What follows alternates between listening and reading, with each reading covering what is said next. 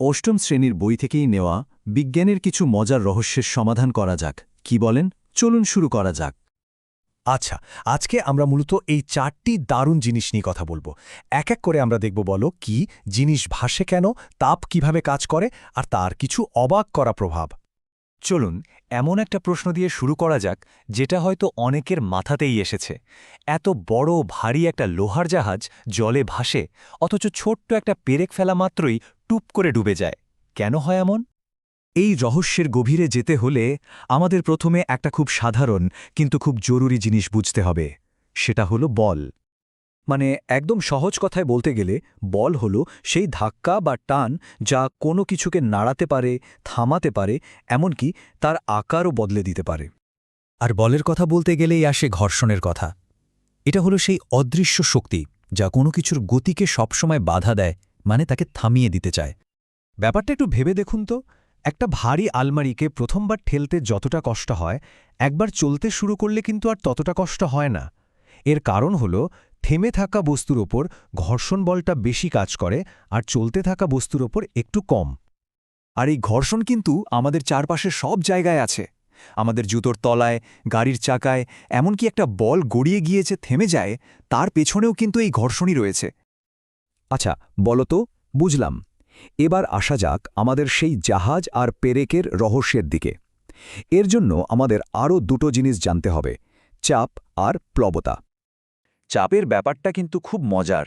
এটা শুধু কতটা বল দেওয়া হচ্ছে তার ওপর নির্ভর করে না, বরং কতটা জায়গার ওপর বলটা দেওয়া হচ্ছে সেটাও খুব জরুরি। এই যে দেখুন, একটা ধারালো ছুরি দিয়ে কত সহজে সবজি কাটা যায়, কারণ ছুরির ধারালো অংশে খুব কম জায়গায় বলটা পড়ে, তাই চাপ অনেক বেড়ে যায়। আর প্লবতা কি? যখন কোনো জিনিসকে জলে ডোবানো হয় তখন জলও কিন্তু নিচের থেকে জিনিসটার উপর একটা ধাক্কা দেয়। এই ওপরের দিকে ধাক্কাটাকেই বলে প্লবতা। তাহলে এবার রহস্যটা পরিষ্কার হলো। পেরেকের ওজনটা জলের দেওয়া ধাক্কার থেকে বেশি, তাই ওটা ডুবে যায়। কিন্তু জাহাজের ভেতরটা তো ফাঁপা, তাই না? সেখানে প্রচুর বাতাস থাকে। এই কারণে জাহাজের গড় ঘনত্ব জলের চেয়ে কমে যায়, আর তাই তার বিশাল ওজন সত্ত্বেও জাহাজটা ভেসে থাকতে পারে। বেশ, বল আর চাপের জগৎ থেকে বেরিয়ে এবার আমরা অন্য একটা শক্তির দিকে মন দিই, যা আমাদের জীবনের সব সময় কাজ করে চলেছে। সেটা হলো তাপ। আমরা যখন তাপ মাপি তখন বিজ্ঞানীরা যে এককটা ব্যবহার করেন তার নাম হলো ক্যালোরি। সহজ করে বললে 1 গ্রাম জলের উষ্ণতা 1 ডিগ্রি সেলসিয়াস বাড়াতে যেটুকু তাপ লাগে সেটাই 1 ক্যালোরি। এটা কি একটু অবাক করা ব্যাপার নয়? ভাবুন তো, 1 গ্রাম বরফকে গলাতে 80 ক্যালোরি তাপ লাগে, অথচ বরফ বা জল কারোরই তাপমাত্রা 1 ফোঁটাও বাড়ে না, দুটোই 0 ডিগ্রিতেই থাকে। তাহলে প্রশ্নটা হলো, এই যে লুকানো তাপ যেটা জিনিসকে গরম না করেই তার অবস্থা বদলে দেয়, এটা আসলে কি? এই লুকিয়ে থাকা শক্তিটাকেই বলে লীন তাপ। যখন কোনো পদার্থের অবস্থার পরিবর্তন হয়, মানে ধরুন বরফ গলে জল হয়, তখন এই লীন তাপই কাজ করে।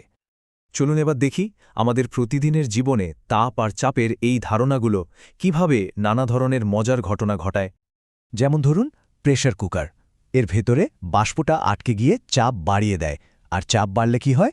জলের স্ফুটনাঙ্ক বেড়ে যায়, মানে জল 100 ডিগ্রির চেয়েও বেশি তাপমাত্রায় ফুটে, ফলে রান্নাও হয় অনেক তাড়াতাড়ি। হাতে স্পিরিট বা থিনার লাগলে ঠান্ডা লাগে কেন ভেবেছেন কখনো? কারণ ওটা খুব তাড়াতাড়ি বাষ্প হয়ে উড়ে যায়, আর উড়ে যাওয়ার জন্য যে লীন তাপটা দরকার সেটা আমাদের চামড়া থেকেই টেনে নেয়, তাই আমাদের ঠান্ডা লাগে। ঠিক এই কারণে গরমে আমাদের ঘাম হয়, শরীরকে ঠান্ডা রাখার জন্য। আবার কুকুর হাঁপায় তার জিভ থেকে জল বাষ্পীভূত করে শরীর ঠান্ডা করতে। অন্যদিকে উলের পোশাক আমাদের গরম রাখে, কারণ ওর ভেতরে আটকে থাকা বাতাসটা তাপকে সহজে বেরোতে দেয় না। তবে শেষে একটা অদ্ভুত প্রশ্ন রেখে যাই। আমরা জানি তাপ দিলে জিনিস আকারে বাড়ে, কিন্তু জলের ক্ষেত্রে উল্টোটা হয় কেন? জল ঠান্ডা হয়ে বরফ হওয়ার সময়ে আয়তনে বেড়ে যায় কেন? এটা সত্যি প্রকৃতির এক দারুণ রহস্য, তাই না?